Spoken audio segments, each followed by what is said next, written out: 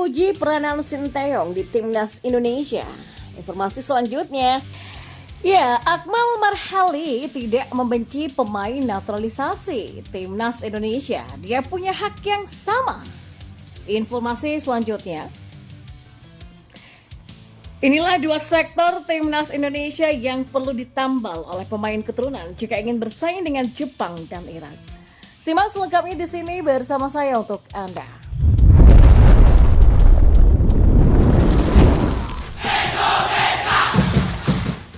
Sepak terjang Sinteyong kala menakodai Timnas Indonesia mendapatkan pujian. Salah seorang legenda sepak bola Indonesia, Bambang Pamungkas, menyebut pelatih asal Korea Selatan tersebut mampu membawa skuad Garuda berkembang pesat. Secara pribadi saya melihat perkembangan tim sangat bagus. Setelah sekian lama nggak lolos ke Piala Asia, kita lolos lagi loh. Walaupun pada event-event antara kita masih gagal. Tapi dalam gambaran besar, Timnas Indonesia ini sudah benar, kata BP. Sebelumnya muncul sejumlah spekulasi ihwal nasib Sinteyong ketika kontraknya akan habis pada Juni tahun depan. Spekulasi ini menyusul kurang menggigitnya performa skuad Garuda, julukan dari Timnas Indonesia, pada dua pertandingan terakhir mereka kontra Irak dan Filipina. Sejatinya kontrak awal Sinteyong sudah berakhir pada akhir tahun 2023 ini.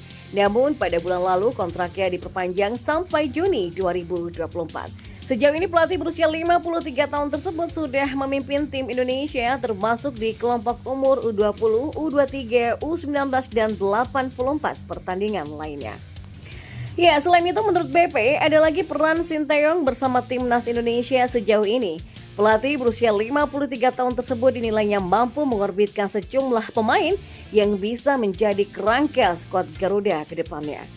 Dulu orang selalu bilang kita nggak punya target man, tapi sekarang menurut saya kita punya beberapa kayak Hoki Caraka, Ramadan Sananta dan juga Dimas Derajat.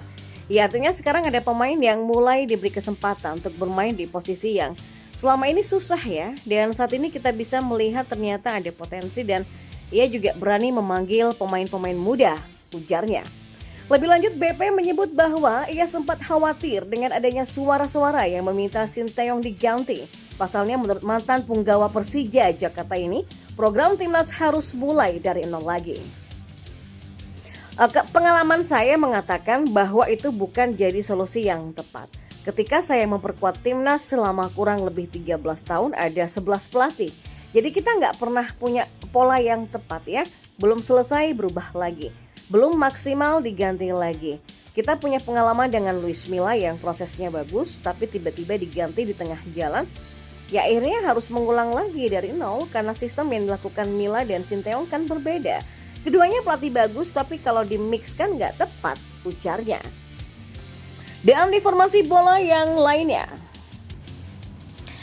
Salah satu anggota tim Satgas Anti Mafia Bola PSSI sekaligus sebagai pengamat sepak bola, Akmal Marhali, mengungkapkan dirinya mengkritik naturalisasi bukan karena benci, bahkan dia menegaskan mereka punya yang sama seperti pemain timnas Indonesia lainnya. Nama Akmal Marhali sebelumnya sempat viral karena beberapa kritikannya kepada PSSI yang melakukan naturalisasi agar timnas Indonesia mendapatkan pemain keturunan. Namun menurut Akmal Marhali, sebagian publik menyalahartikan kritikan yang ia berikan kepada PSSI perihal naturalisasi di timnas Indonesia.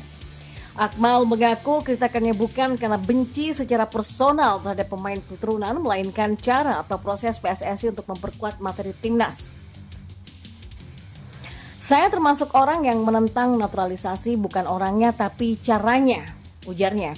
Selanjutnya Akmal menegaskan pemain keturunan yang sebelumnya adalah warga negara asing kemudian dinaturalisasi maka haknya seperti warga negara Indonesia pada umumnya. Kemudian kalau dia sudah jadi warga negara Indonesia dia punya hak yang sama dan dia adalah warga Indonesia dan dia punya hak yang sama bermain di tim nasional, ungkapnya. Masih menurut Akmal, proses naturalisasi yang benar adalah seperti Christian Gonzalez. Bahkan sang pengamat cukup geram apabila ada motif uang di balik perekrutan pemain naturalisasi. Kemudian di informasi selanjutnya. Dua sektor timnas Indonesia disorot oleh pengamat sepak bola Maruf El Rumi. Hal itu memang tidak terlepas dari hasil pertandingan anak asuh Shin Tae-yong ketika melawan Irak kemarin.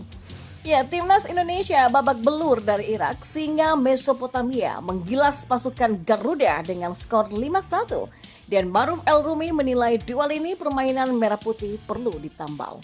Maruf El Rumi berpendapat jika PSSI mencari jalan solusi singkat agar timnas Indonesia kuat dan berhadapan dengan timnas kelas atas Asia seperti Jepang dan Irak, maka bisa merekrut pemain keturunan di dua posisi.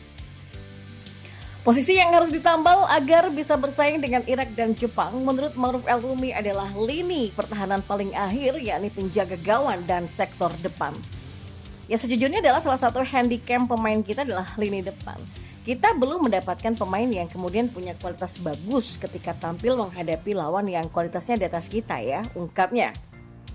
Selain sektor depan, menurut Maruf El Rumi, penjaga gawang bisa diisi oleh pemain keturunan jika menilik dari pertandingan lawan Irak. Dua sektor yang bisa PSSI tambal di timnas Indonesia menurutnya ternyata kiper atau penjaga gawang dan lini depan. Diketahui timnas akan bertemu Irak lagi di Piala Asia 2023 dan juga tim kuat Jepang.